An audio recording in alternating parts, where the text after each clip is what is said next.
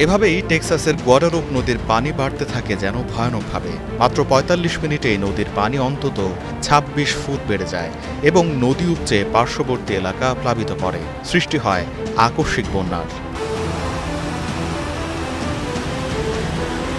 আর এই মারাত্মক বন্যায় মার্কিন যুক্তরাষ্ট্রের সেন্ট্রাল টেক্সাসে প্রাণহানির সংখ্যা ১০০ ছুঁই করছে, যার মধ্যে ১/৩ শিশু।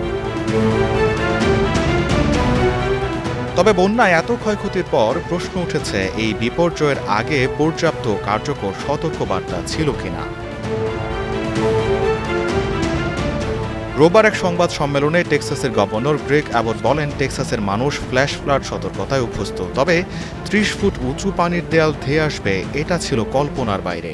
We will remain 100% dedicated, searching for every single one of the children.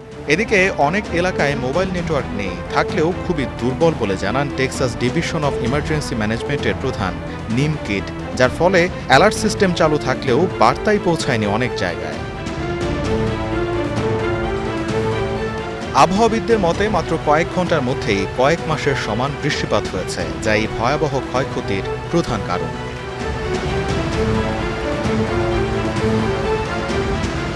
মার্কিন জাতীয় আবহাওয়া পরিষেবা NWS বলেছে, ৩রা জুলাই সকালেই তারা জরুরি বিভাগের সঙ্গে পূর্বাভাস সংক্রান্ত ব্রিফিং করে দুপুরে ফ্লাড ওয়াচ জারি করেছিল।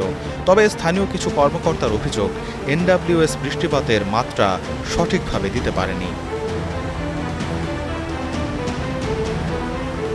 এদিকে রাজ্যটির গভর্নর গ্রেগ অ্যাবট সতর্ক করেছেন, টেক্সাসের কিছু অঞ্চলে আগামী কয়েকদিনে আরও ভারী বৃষ্টিপাতের সম্ভাবনা রয়েছে, যার ফলে আকস্মিক বন্যার ঝুঁকি এখনও রয়ে গেছে।